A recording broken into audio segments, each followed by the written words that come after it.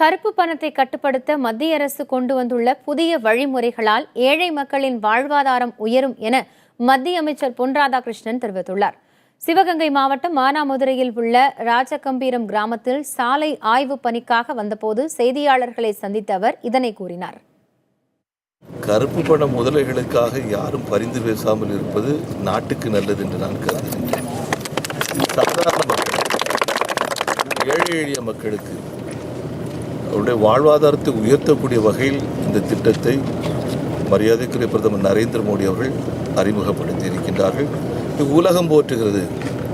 ஒரு அரசியல் கட்சி என்ன பேசுகிறது அதை பற்றி கவலைப்பட வேண்டிய தேவைகளே, ஒரு அரசியல் கட்சியுடைய தலைவர் என்ன பேசுகிறது அப்படிங்கிறத பற்றி கவலைகளே, கிராமத்தில் இருக்கக்கூடிய பாட்டி என்ன பேசுகிறாங்க, ஒரு சாதாரண தொழிலாளி என்ன பேசுகிறாங்க, அத்தனை மக்களுடைய கருத்தும் ஒத்த கருத்தாக இருக்கிறது.